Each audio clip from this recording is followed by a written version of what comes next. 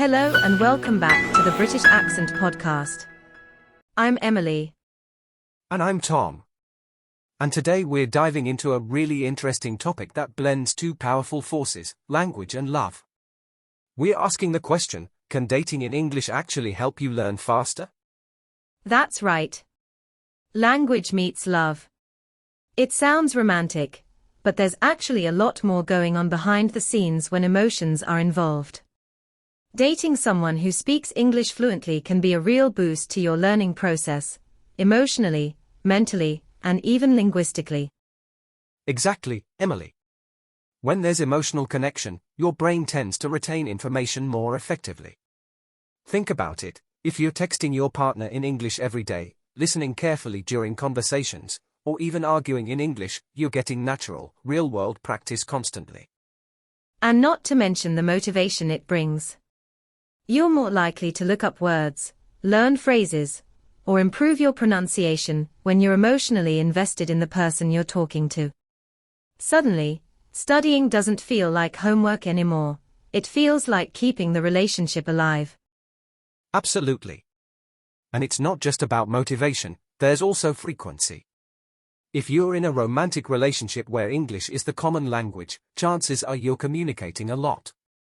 Whether it's texting good morning, having video calls, or writing long messages, it adds up to hours of practice every week. Right? And what's unique about dating is that it introduces a wide variety of vocabulary. You're not just talking about textbooks or daily routines, you're talking about feelings, future plans, past memories, personal stories. It pushes you to express more complex thoughts in English. And that's where the learning deepens. You're not just memorizing words, you're using them in emotionally rich, meaningful conversations. That helps you move from basic communication to more fluent, natural expression. There's also that immersive element. If you're dating someone whose native language is English, you'll likely be exposed to their culture too, their music, movies, humor, and even slang. It's like getting a crash course in how English is actually spoken in real life, not just in a classroom. Yeah, and let's not forget, when you're emotionally involved, you want to be understood. That desire leads you to become more careful with your words, more curious about grammar, more eager to ask, how do I say this properly? That mindset can really accelerate your language development. Exactly. You become an active learner without even realizing it. And even if your partner helps correct your mistakes gently, it doesn't feel like a correction, it feels like support. That makes a huge difference in confidence. Some people say love is the best teacher, and in this context, they might be right. But of course, there are also challenges. Not all relationships are perfect, and language barriers can sometimes cause misunderstandings. But even those misunderstandings can be powerful learning moments. So true. Even a miscommunication can lead to learning something new. For example, maybe you say something that comes off as too direct, because you translated it literally from your native language, and your partner helps you rephrase it in a more natural way. That's real growth. And the emotional impact helps lock that learning into your memory.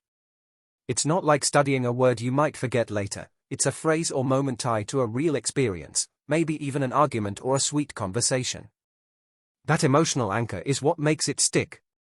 And let's be honest, some of the most common topics in any relationship are things like food, plans, hobbies, family, and feelings. So by discussing these regularly, you're also covering essential vocabulary that applies to everyday life, even outside the relationship. Yeah, and it's great training for speaking spontaneously. When you're dating someone, you're not scripting every word, you're just talking. That helps improve your fluency, rhythm, and even your listening comprehension. Plus, you become more aware of things like tone, sarcasm, irony, those subtle aspects of communication that are hard to pick up in a classroom, but very present in close relationships. And I think we should also mention how dating in English can help improve your confidence overall. When someone values you for who you are, even if your English isn't perfect, it reminds you that you don't have to be flawless to be loved or understood. Exactly. That emotional acceptance creates a safe space to practice. You're more willing to try, to speak up, and even to laugh at your mistakes. And ironically, that relaxed mindset often leads to faster progress. It's so interesting, isn't it? Because when you're dating someone in English, you don't even realize how much you're absorbing. You start to mimic their sentence structures, adopt their expressions, even copy their intonation, just like children do when they are learning their first language. Yes. And that mirroring effect is so natural in close relationships. You might catch yourself saying something and think, wait, that sounds exactly like how they say it. And that's actually a sign of deep learning. Your brain is internalizing the rhythm and flow of the language. And there's also that layer of emotional vocabulary, things like, I miss you, I care about you, or that made me feel sad. Those expressions might not come up in a classroom, but they are very real in relationships. Learning how to express feelings in English adds a whole new level of fluency. Absolutely. And let's be honest, emotional vocabulary is some of the hardest to master in any language because it's personal. You're not just translating words, you're trying to communicate how you really feel. So when you're learning to do that in English, you're also learning to be more emotionally articulate. That's such a good point. And over time, you start to realize that your conversations are becoming more complex, more layered. You're not just saying, I like this, or I want that. You're saying things like, I've been thinking about us, or I'm a bit overwhelmed today, and that's real fluency. Exactly. And dating also gives you access to more informal English. Things like pet names, casual phrases, playful teasing. That side of language is hard to get from a textbook, but it's a big part of how native speakers actually talk. Yeah, like calling someone babe, or sweetheart, or saying things like you crack me up, or you're being cheeky. These aren't formal phrases, but they are part of everyday emotional expression. And once you start using them naturally, it shows a real shift in how comfortable you are with the language. And even more than that, it shows that you're starting to think in English, not just translate. That's when learners really begin to break through those invisible barriers, the moment they stop mentally translating and start just speaking from the heart. I love that. Because at the end of the day, language is about connection. And romance, when it's genuine and respectful, can be one of the strongest motivators to grow, to open up, and to communicate better. And we've seen this time and time again, not just with English learners, but people learning all kinds of languages. When love is involved, people push themselves harder, stay more consistent, and stay curious longer. It's like the ultimate language hack. Exactly. And while it's definitely not a guarantee, because relationships are complex and not always smooth, it can be a beautiful, real-world way to grow your skills while growing closer to someone else. And in the process, you might just discover not only a new language, but a whole new version of yourself, someone more confident, expressive, and connected. And maybe even someone who thinks in 2 languages. Or dreams in English. Now that's when you know it's getting serious, both the language learning and the relationship. Yes, dreaming in English, that's definitely a milestone. But now that you mention challenges, Emily, I think we should touch on that too. Because while dating in English can be a great learning tool, it's not without its complications. Right. One of the big challenges is misunderstanding, especially when you're dealing with tone, sarcasm, or culturally specific expressions. What's meant as a joke might come off as rude, or something intended to be sweet might sound awkward. Exactly. Like saying, you're weird, in a playful way might be cute in some cultures, but in others it might sound offensive. So if you're not yet confident in tone and context, you might struggle to understand the emotional nuance. And then there's the issue of emotional vulnerability. If you're already nervous about your English, dating someone fluent can sometimes make you feel insecure. You might worry about sounding childish, or not being able to express your thoughts properly. Totally. I've spoken to learners who said they stayed quiet during emotional moments just because they didn't know the right words. That's tough, especially when you really want to connect but feel limited by vocabulary. That's where it becomes important to be with someone who's patient and understanding. If your partner appreciates the fact that English isn't your first language and celebrates your effort, that makes a huge difference. It really does. And there's also a power dynamic that can develop. If one person is always explaining things or correcting the other, it can feel more like a teacher-student relationship than a partnership. That's something both people need to be aware of. Yes, and ideally, it becomes more of a language exchange, where both people are learning from each other, even if one is more fluent. Maybe the English speaker is learning about your culture, or picking up phrases in your language too. That makes it feel balanced. And then there's the big question, should you rely on your relationship as your main way of learning English? Oh, great question. I'd say no, you shouldn't make your partner your only English teacher.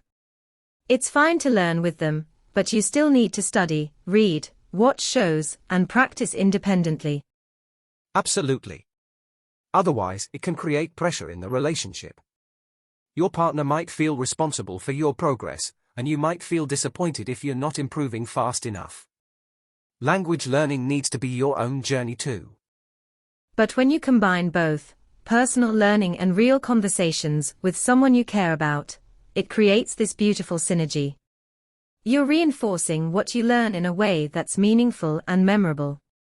And even if the relationship doesn't last forever, the language skills often do. I've met people who said, "We broke up, but I kept the English." Yes. Language is the one thing you won't lose. And the confidence, fluency, and cultural knowledge you build in those conversations can carry over into your friendships, work, and future relationships too. It's like every message, every voice note, every late-night conversation becomes a mini-language lesson. But unlike a textbook, it's alive. It's unpredictable. And it's deeply human. And honestly, what better way to learn a language than through something so real and emotional? You're not just memorizing grammar, you're learning how to say "I care," "I'm sorry," "Tell me more," or "I miss you," in a way that truly means something. And it sticks with you. Years later, you might not remember the name of your high school teacher, but you'll definitely remember the first time someone said, "I love you," to you in English. Wow, that gave me chills, Tom. Because that's exactly it, language becomes part of your memories. Part of your identity. It really does.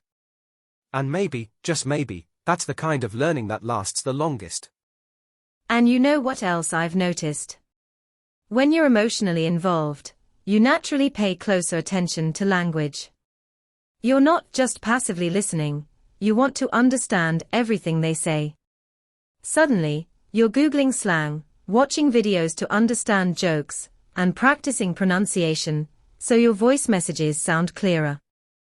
Oh yes, the motivation skyrockets. I've heard people say they started watching romantic comedies or reading love poems in English just to get more in tune with how feelings are expressed. It's like your heart is driving your brain to work harder. Exactly. And even your listening skills improve, because you're constantly tuning in, whether it's a quick phone call or a 3-hour video chat. You start picking up on subtleties like sighs, pauses, tone shifts. It's like emotional immersion training. Right, and the feedback is instant. If you mispronounce something or say a sentence that sounds off, your partner might correct you gently or ask for clarification, which helps you refine your speech in real time. It's almost like you're getting customized language coaching, but wrapped inside real conversations that actually mean something to you. That kind of engagement is hard to replicate in a classroom. Totally. And there's also the cultural exchange side of things. When you're dating someone from a different background, you don't just learn the language, you learn about their holidays, values, childhood stories, even how they joke or flirt. It broadens your world. Yes. And sometimes, you realize that communication isn't only about vocabulary. It's also about being sensitive to someone else's way of thinking, or the unspoken rules in their culture. That kind of awareness makes you a better communicator in any language. And I'd say it also teaches patience. Sometimes, emotions run high, and expressing them clearly is hard, especially in a second language. But if both people are willing to slow down, ask questions, and listen actively, it builds deeper trust and understanding. And that's beautiful. Because when you're learning a language with someone you care about, it's not about being perfect. It's about being brave. About trying. About saying, I might mess this up, but I want to connect with you. Wow, I love that. And when both people show that vulnerability, it creates a safe space. A space where mistakes are welcome, where laughs come easy, and where growth happens naturally. And in that kind of space, language learning doesn't feel like studying, it feels like living. Exactly. Like every sentence is a step closer, not just to fluency, but to another human being. And that's the real goal, right? To use language not just to pass tests, but to build bridges. To share stories. To fall in love with not just words, but the people behind them. Couldn't have said it better. Language meets love, and when that happens, both become more powerful. And what's fascinating is that even the mistakes become part of the journey. I've heard stories where someone accidentally said something totally wrong in English during a romantic moment, but it ended up becoming an inside joke in their relationship. Yes. I remember one learner said instead of, I'm falling for you, they said, I'm falling on you. And their partner just burst out laughing, but lovingly. And now it's their little catchphrase. Those imperfect moments often turn into the most memorable ones. And honestly, that's what makes learning through relationships so rich. Because you're not just memorizing textbook sentences. You're creating real emotional experiences around the language. Your brain remembers what matters emotionally, so those words stick. That's such an important point. Emotional memory is powerful. When something makes you laugh, cry, or feel butterflies, your brain pays extra attention. That's why romantic conversations can fast-track vocabulary and comprehension like nothing else. And let's not forget the role of texting. Text messages, voice notes, even video calls, those everyday interactions become constant practice grounds. You're learning how to spell, how to shorten words, how to sound casual but still clear. Absolutely. Like learning the difference between LOL, LMAO, haha, and face with tears of joy, all those tiny expressions that don't show up in grammar books, but matter in real communication. And then there are the deeper conversations, the ones where you talk about your goals, your childhood, your fears. That's where your vocabulary really expands. Because you're reaching into different parts of your story, and trying to find the words to share them. Exactly. You might suddenly need words like insecure, ambitious, heartbroken, or supportive, words that show the complexity of your emotions. And the more you use them, the more natural they become. And with every message, every late-night chat, every awkward moment you overcome, you're not just building a relationship, you're building fluency, one real moment at a time. It's like love becomes the fuel, and language becomes the bridge. Together, they move you forward, sometimes slowly, sometimes in leaps, but always toward greater connection. And when you look back, you realize that the most beautiful parts of your English journey weren't the lessons or drills, they were the conversations that made your heart race a little. Yes. The ones that taught you not just how to speak, but how to feel in English. And once you've felt those emotions in English, whether it's excitement, nervousness, disappointment, or joy, you start to feel like the language belongs to you a little more. It stops being just a skill you're learning, and starts becoming part of who you are. So true. And something interesting happens after that, you stop translating in your head so much. Because now the words are attached to experiences, not just definitions. When someone says, I miss you, you feel it, not just understand it. Exactly. That emotional association makes your language more automatic. You're not reaching for grammar rules, you're responding with your heart. And that's the kind of fluency most learners dream about. And what's beautiful is that this kind of learning doesn't end with one relationship. Even if the romance fades, your skills stay. Your confidence stays. You carry it with you into the next conversation, the next connection, the next chapter of your life. Yes. You might fall out of love with a person, but fall in love with a language. And sometimes, that's the longer-lasting relationship. That's a beautiful way to put it. Romance may come and go, but the words you learn to say, "I care about you," or "I'm here for you," or "let's talk about it," those stay with you forever. And what's more, they make you better at connecting with others, even outside of dating. Because once you've opened up in English, once you've expressed real feelings, casual small talk becomes so much easier. Totally. If you've already said, "I love you," or had a heart-to-heart about your dreams in English, ordering a coffee or doing a job interview starts to feel a lot less intimidating. Yes. It's like emotional conversations are the ultimate speaking test, and once you've passed that, the rest feels manageable. And maybe that's the real secret. Romance isn't just about learning faster, it's about learning deeper. More personally. More authentically. Because in the end, language is meant for connection. And there's no stronger motivator to connect than love, even if it's just a short story in your life. But one that changes how you speak, and maybe even how you see yourself, forever. And I think that shift, seeing yourself differently, is one of the most powerful things romance in English can do. When someone listens to you, laughs with you, and loves you in a language you're still learning, it boosts your self-esteem in ways that are hard to describe. Absolutely. It's like they see past your grammar mistakes and still hear you. That makes you realize you don't have to be perfect to be understood, or even loved. And that realization breaks a lot of fear around speaking. Yes, and it's freeing. Suddenly, English isn't something that holds you back. It becomes the tool that lets you connect. You stop worrying so much about being correct, and focus more on being real. And ironically, that's when your English improves the most. When you're relaxed, when you're open, when you're not constantly judging yourself, you start speaking more fluidly.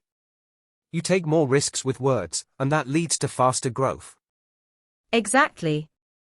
And I've seen learners who were shy and hesitant suddenly become expressive and confident because of one meaningful connection. It's like romance lights a fire in your language journey. And not just for speaking. Even listening changes. You become more attentive. You start noticing subtle shifts in emotion, different accents, different speeds. You learn to really hear someone, not just their words, but their intent. That's something classroom listening exercises rarely teach. But when you care about someone, you listen differently. You want to catch every detail. You're emotionally invested, and that heightens your focus and memory. Exactly. You're not passively absorbing information, you are actively trying to connect. And that's what makes the language stick. You're not just learning English anymore, you're living in it. And I think that's the dream for so many learners. Not just to pass a test, but to reach a point where English feels like a natural part of their life, where it's the language of their stories, friendships, even love. It's amazing, really. A language that once felt foreign and intimidating can, over time, become the language of your most intimate moments. Your laughter, your arguments, your apologies, your "I miss you"s. And that's something you can't really measure with a test score. But you feel it in your heart, and in the way your words start to flow without fear. Yeah, and maybe that's the most beautiful thing about learning through love.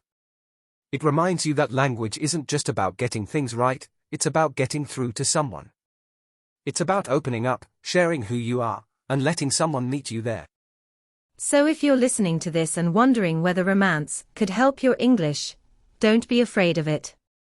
Just remember, every message you send, every voice note, every late-night conversation, it's all practice.